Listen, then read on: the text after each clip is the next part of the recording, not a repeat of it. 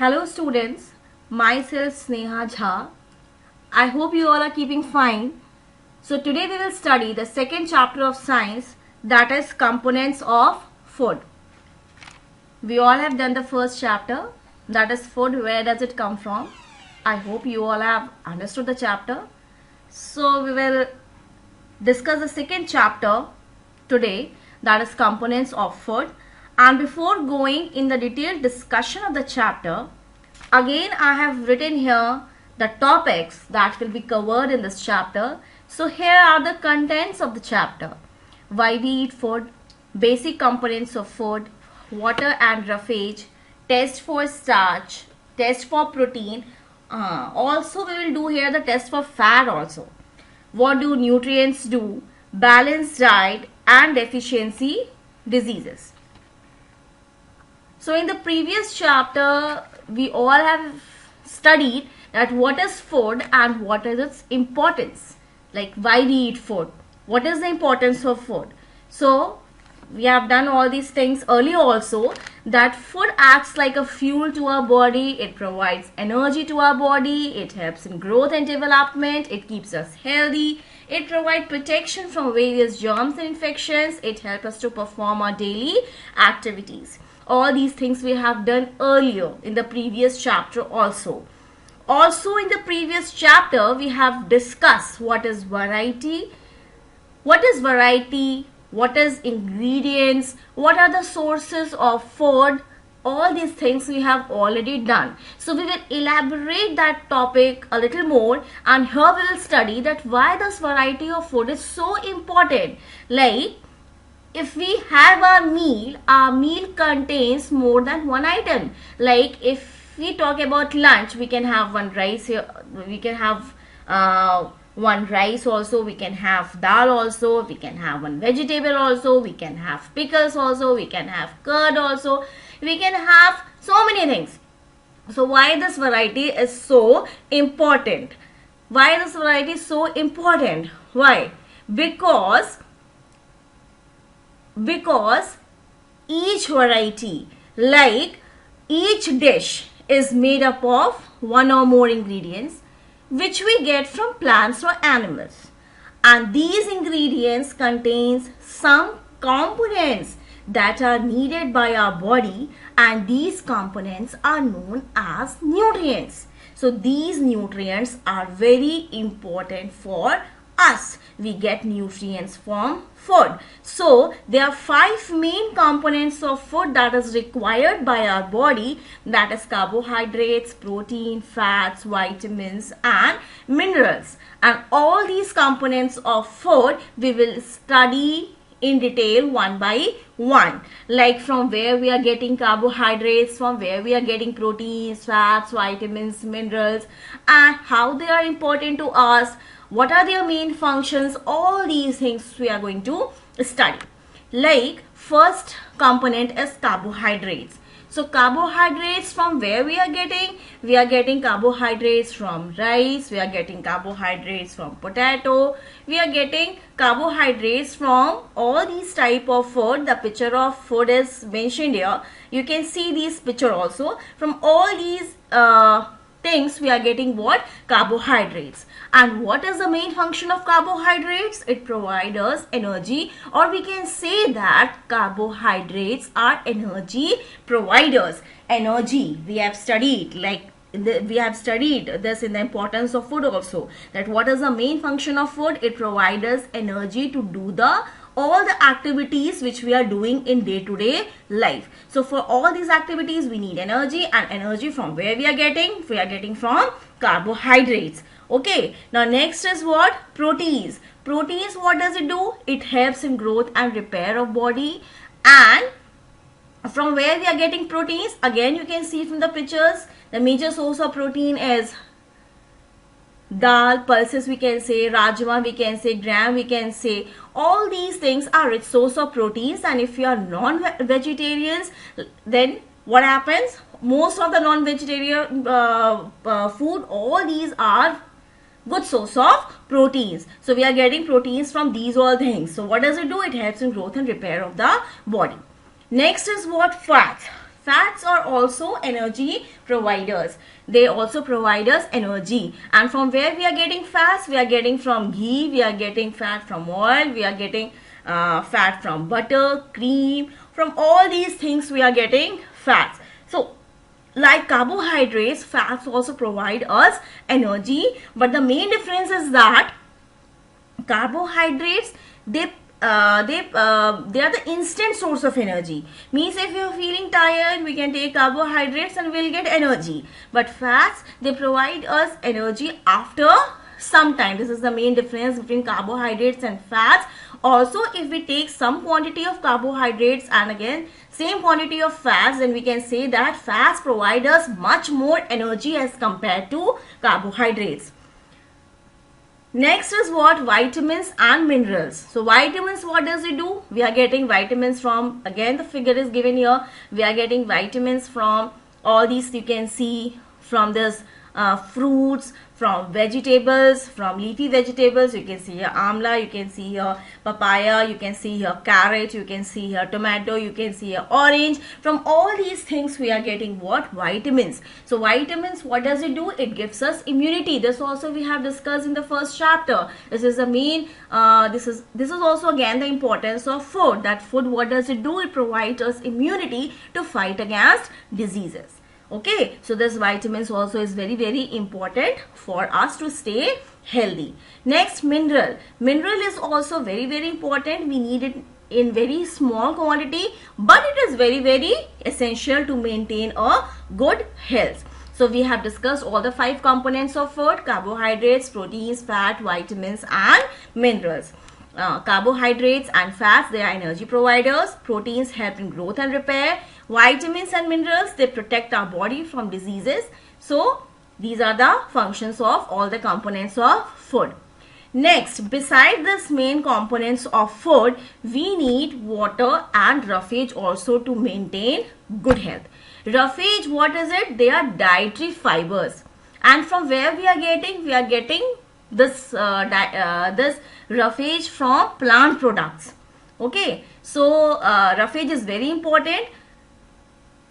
It keeps our body clear.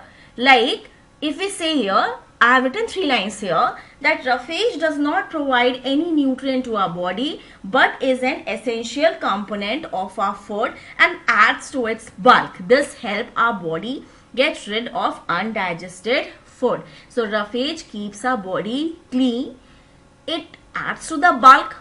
For example, if we have roughage, that means we will feel that now we are full, we will not feel so hungry, and it adds to a bulk and it helps our body to get rid of undigested food. Hence, it keeps our body clear. Next, water. We all know that 70% of our body is made up of water.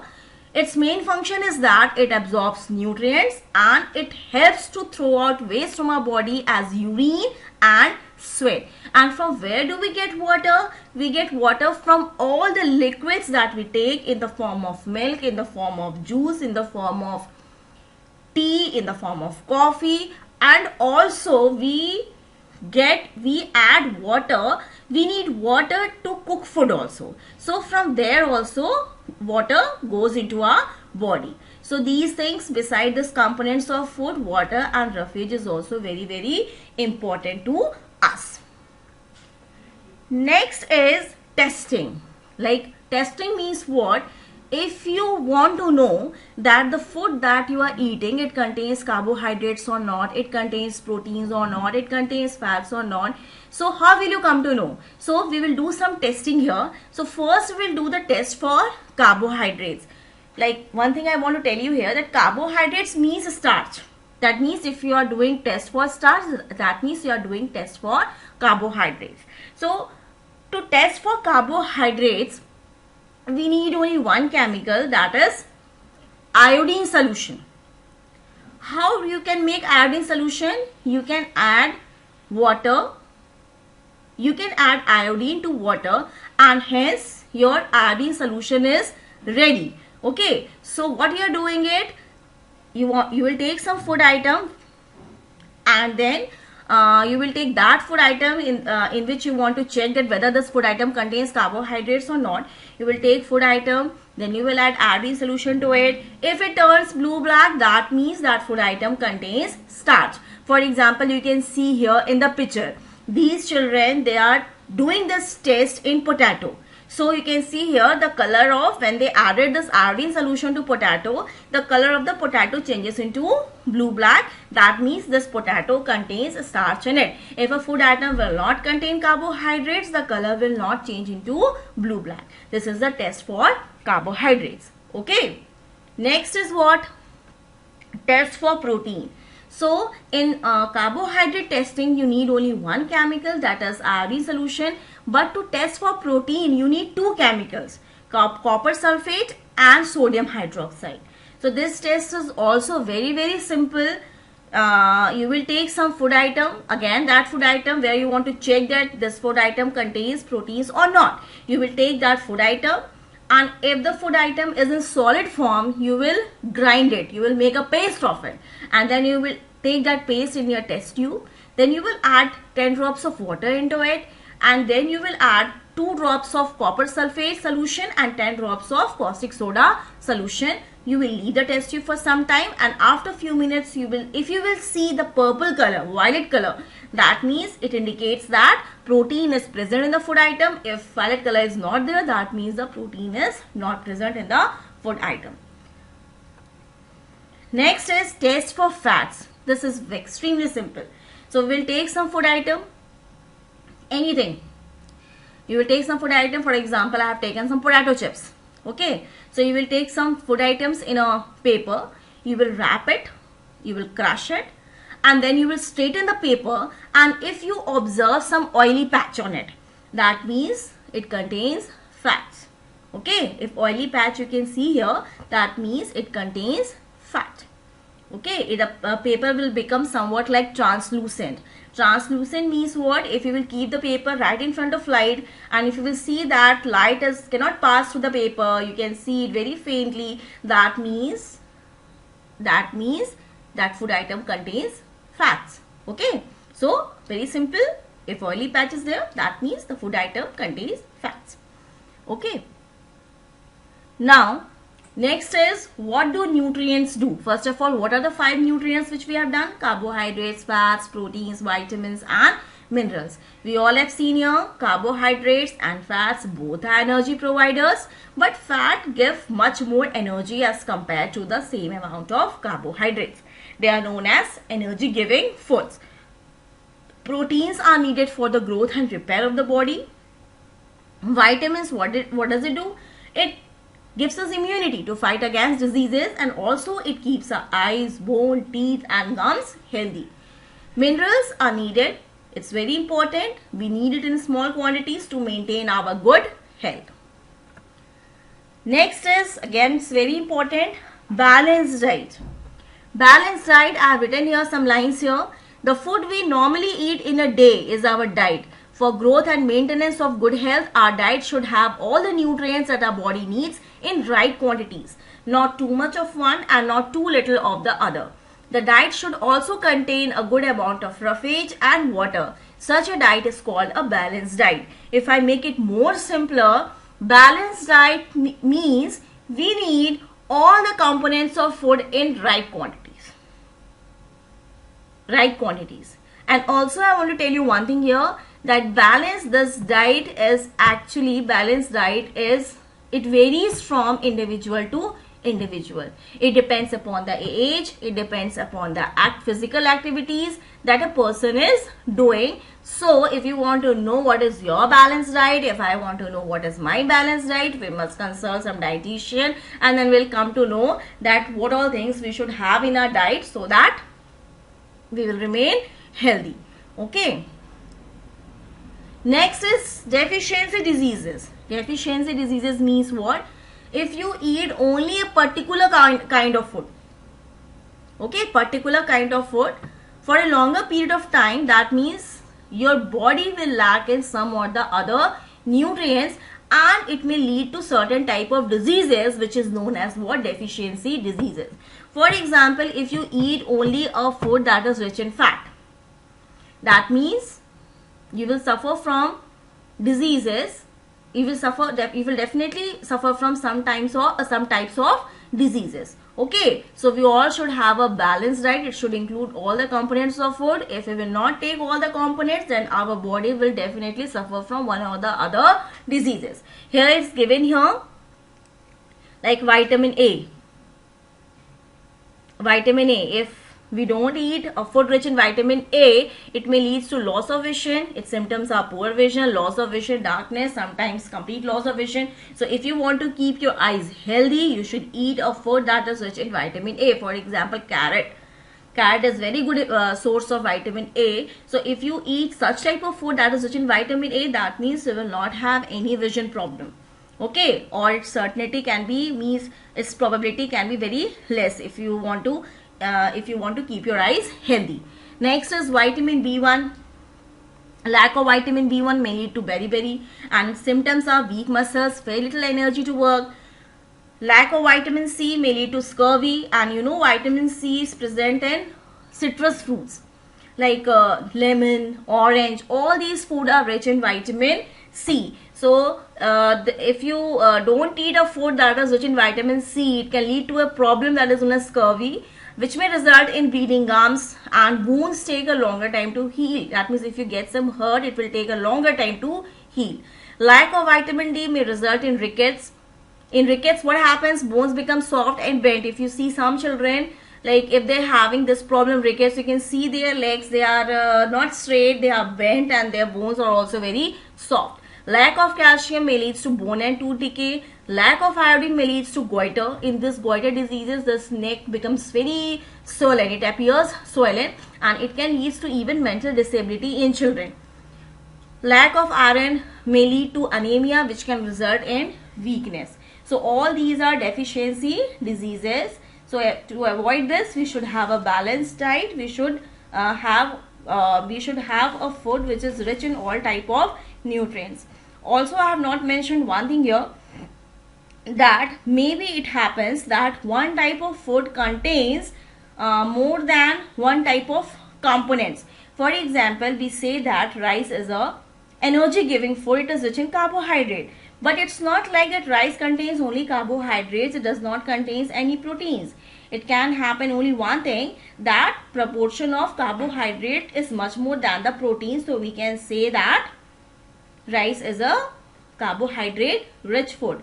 Similarly, it can happen that pulses can contain carbohydrate also along with protein. But the main reason is that the proportion of protein is much more than the carbohydrates. Okay, so we say that it is a protein rich food. Also at the end, I want to summarize the chapter. In this chapter, we have studied about the components of food. There are 5 major components of food, that is carbohydrates, proteins, fat, vitamins and minerals. Carbohydrates and fats, they are energy providers. Proteins, it helps in growth and repair. Vitamins and minerals, it protects our body from different type of diseases, or we can say that it gives us immunity. Also, we have studied about different tests for carbohydrates, protein and fats. To test for carbohydrates, we need only iodine solution. If we will add iodine solution to a food, if it turns a blue-black, that means carbohydrate is present. If you want to test for proteins, we need 2 chemicals, that is copper sulfate and sodium hydroxide. If what you have to do it, you have to take a food item, you have to add 2 drops of copper sulfate, you have to add 10 drops of caustic soda. If the color changes into purple color, that means protein is present, otherwise protein is not present. Then we have done the test for starch. For this, simply what you have to do it, you have to take the food item, you have to crush it in a piece of paper. If oily patches are, that means the fat is present. Then we have studied about the balanced diet, that our food should contain all the components of the food, in right quantities. Then we have studied about the deficiency diseases, that lack of certain types of nutrients in our food may lead to deficiency diseases, and we have studied about different type of deficiencies also. So our food should contain all the components of food in right quantities. Okay, so with this I conclude this chapter. Hope you all have understood. Thank you, students.